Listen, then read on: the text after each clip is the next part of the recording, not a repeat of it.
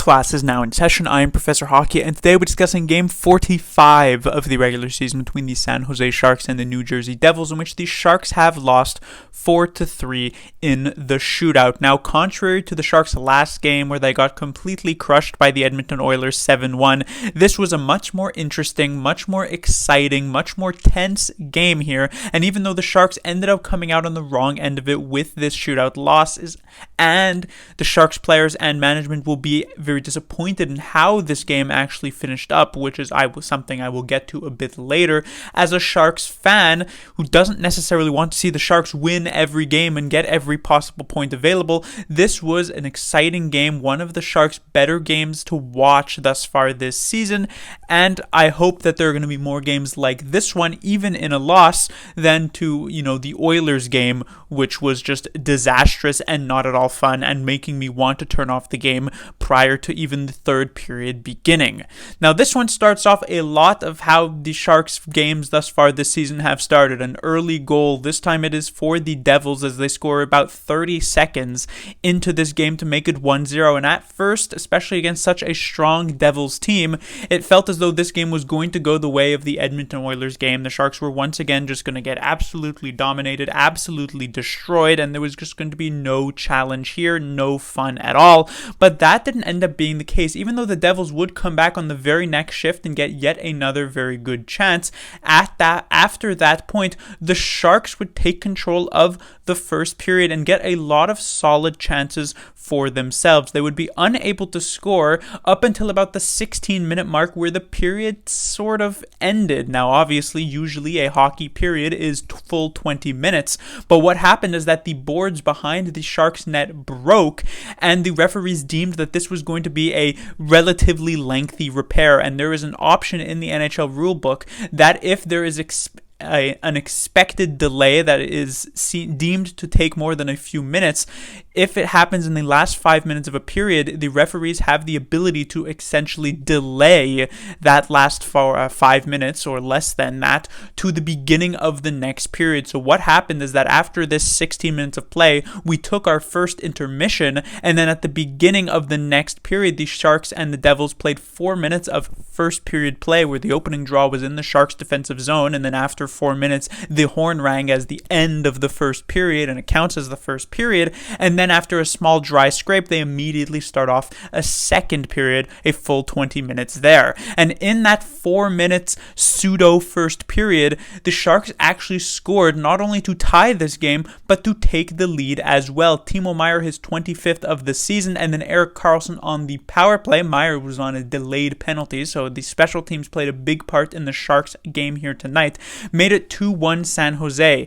In the second period, not as great for the Sharks. They did start off decently well, but eventually the Devils really turned it over and really got some great chances for themselves. But in the end, the Sharks would actually manage to hold on to that lead for the entirety of the second period. And so it was a strange 40 minutes, but 40 minutes in the books nonetheless. And the Sharks had a 1-goal lead. But in the third period, as per usual, the Sharks give up an early goal in this one. This time, even less time that it took, about 11 seconds for Hischier to get his goal to tie that one up at 2. And then we're in a tie game. The Devils are still controlling the pace a bit, but not by a ton. And then the Sharks manage to get the go-ahead goal once more, this one coming just as a power play expired from the second power play unit, which showed some signs of life for the first time in pretty much forever, as Nick Bonino scored his 6th of the season to make it 3-2. And it looked like the Sharks might actually be able to close this one out, get the victory. They managed to pull off a power play in the last 3 or so minutes of this third period after the Devils get called for too many men on the ice.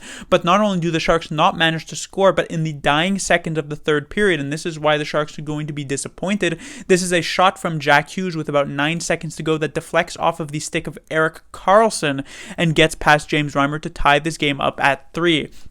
And while the 5-minute 3-on-3 overtime period was pretty exciting with a couple of decent chances either way, the best one for the Sharks was likely Michael Eyssimont almost scoring on a 2-on-1, but it was not to be. We would head to the shootout, which is of course always a toss-up, and against such a crafty team like the Devils, who can shoot off players like Jesper Bratt and Jack Hughes and all of these types of guys, the Sharks were going to have some difficult chances. And while they came relatively close on shots lost by Nick Bonino, and then the Barabanov shot was required an amazing save from Vanacek, they wouldn't even score a single goal in the shootout. The Devils would get one, and it would be enough to take the game. On to the players to talk about here. We have on the first line Meier, Hertl, and Eyssimont for a second straight game.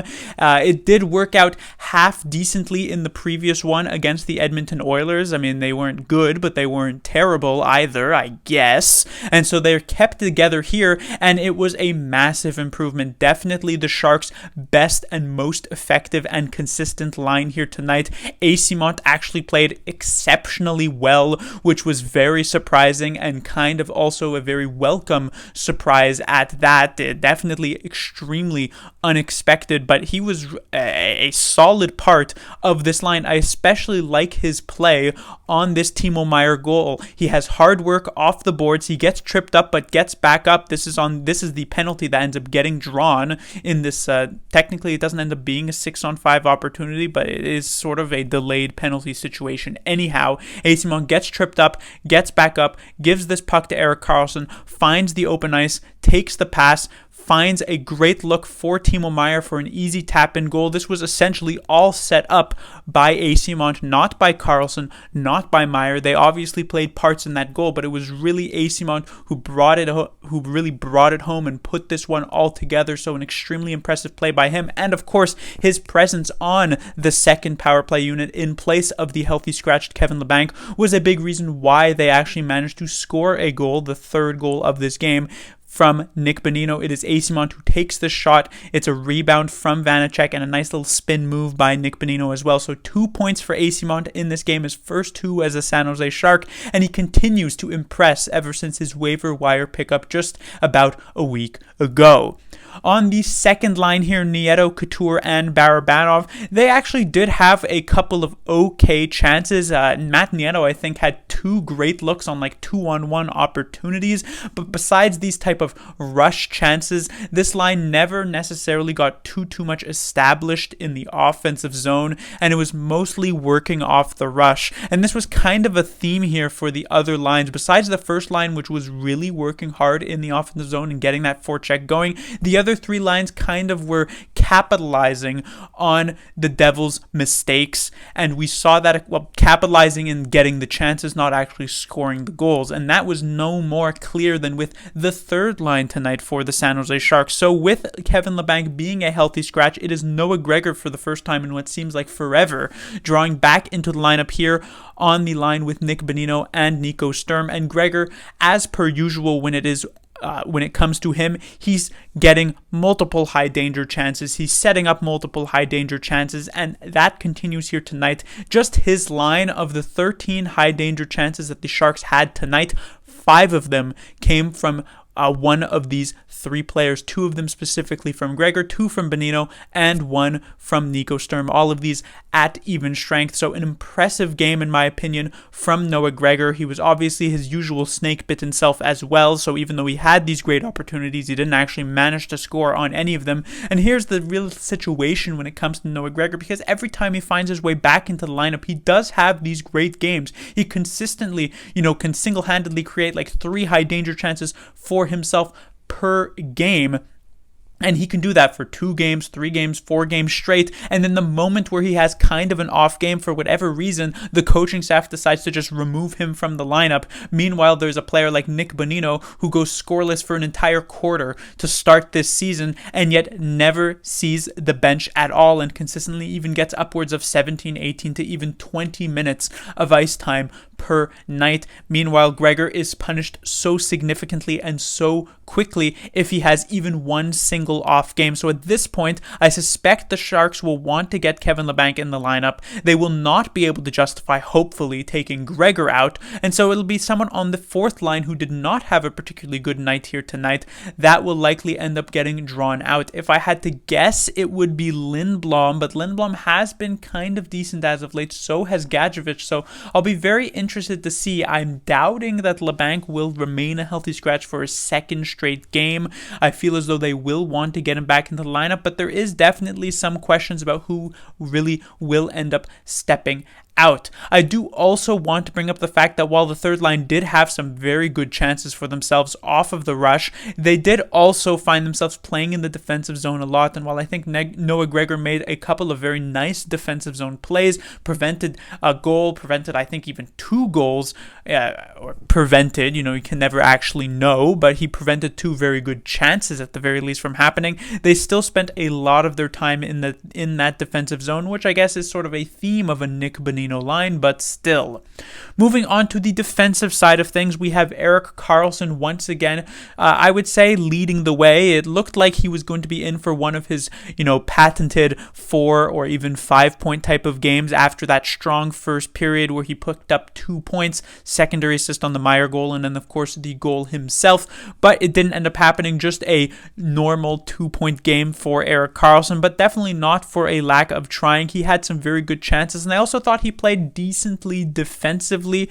Obviously, he was on the ice for a couple of these goals against, in particular the 2 goals that the Devils actually scored at the beginning of the first and the third period. Karlsson was indeed on the ice for, but I never really thought it was his fault on either of those. He was covering his man. The first one, Meier kind of crashes into James Reimer, and then nobody's covering that third man back. And then on the Hischier goal, it's even worse. Timo Meier not really back-checking enough to be able to cover Hischier at the start of this period, which leaves him all alone for this opportunity. And so Karlsson, I think, had a very strong game in the overtime, certainly had some decent looks, but never really could get away for a great chance. But I would still say a solid game for him. When it comes to the other defensemen, if there's one player that I do want to talk a bit about, it would be Ferraro, who I thought actually played decently well here tonight. Otherwise, the other 3 defensemen kind of there, kind of in their own zone, but not doing a horrible job, I would say. Cicek does get a second straight game after his disastrous performance against the Edmonton Oilers the other night. But, as, I mentioned in that review, it was pretty much expected that he'd be given a light slap on the wrist even after that terrible performance, because he's just that type of player. And then finally, we will talk about James Reimer, who had a very impressive performance here tonight. Yes, he does not end up getting the win here for the San Jose Sharks, but he made tons and tons and tons of saves here for the Sharks here tonight. Most of these goals against, I would say he didn't have too much of a chance on, especially that Jack Hughes goal that ended up tying this game up at 3. He had some very, very good saves for the Sharks, and so while they will not get that extra point, and Reimer's going to be disappointed in that, it was definitely a step in the right direction for James Reimer, who has really been struggling over these past couple of months, it feels like. But that will do it for this review. The Sharks will be back in action on Wednesday, where they will take on the Dallas Stars, their final home game in a while, as they will then head on to the road for an extended period of time. So we'll see if the Sharks can make it count. Class dismissed.